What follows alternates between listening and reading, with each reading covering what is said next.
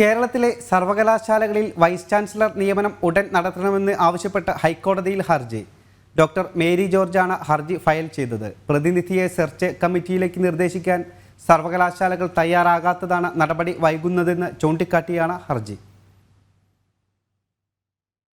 കഴിഞ്ഞ ഒരു വർഷമായി കേരളത്തിലെ 9 സർവകലാശാലകളിൽ വിസിമാരെ നിയമിക്കാത്തത് മൂലം സർവകലാശാലകളുടെ പ്രവർത്തനം കുത്തഴിഞ്ഞിരിക്കുകയാണെന്നും അടിയന്തരമായി വിസിമാരെ നിയമിക്കാൻ ചാൻസലർ കൂടിയായ ഗവർണർക്ക് നിർദ്ദേശം നൽകണമെന്നും ആവശ്യപ്പെട്ട് യൂണിവേഴ്സിറ്റി കോളേജിലെ ധനതത്വശാസ്ത്ര അധ്യാപികയായിരുന്ന ഡോക്ടർ മേരി ജോർജാണ് ഹർജി ഫയൽ ചെയ്തത്. പൊതുതാൽപര്യ ഹർജിയായാണ് കേസ് ഹൈക്കോടതി പരിഗണിക്കുക. Kerala, MG, CUSAT, Kannur, KTU, Malayalam, agricultural, fisheries നിയമ സർവകലാശാലകളിലാണ് നിലവിൽ സ്ഥിരം വിസിമാരില്ലാത്തത്. KTU നിയമപ്രകാരം 6 മാസത്തിൽ കൂടുതൽ താൽക്കാലിക വിസിക്ക് ചുമതല നൽകാൻ പാടില്ല എന്ന് വ്യവസ്ഥയുള്ളപ്പോൾ KTUവിൽ 1 വർഷമായി താൽക്കാലിക വിസി തുടരുകയാണ്. കേരളയിലും KTUവിലും വിസിമാരെ നിയമിക്കാനുള്ള നടപടി കൈക്കൊള്ളാൻ ഹൈക്കോടതി ഉത്തരവിട്ടിരുന്നിട്ടും ഇതുവരെയും മേൽ നടപടികൾ സ്വീകരിച്ചിട്ടില്ല. സർവകലാശാല പ്രതിനിധിയെ സെർച്ച് കമ്മിറ്റിയിലേക്ക് നിർദ്ദേശിക്കാൻ സർവകലാശാലകൾ തന്നെ തയ്യാറാകാത്തതാണ് സെർച്ച് കമ്മിറ്റി രൂപീകരിക്കാൻ വൈകുന്നത്. നിരവധി തവണ രാജ്ഭവൻ യൂണിവേഴ്സിറ്റി പ്രതിനിധിയുടെ പേര് നിർദ്ദേശിക്കാൻ ആവശ്യപ്പെട്ട് യൂണിവേഴ്സിറ്റിക്ക് അയച്ച കത്തുകൾ അവഗണിക്കുകയായിരുന്നു.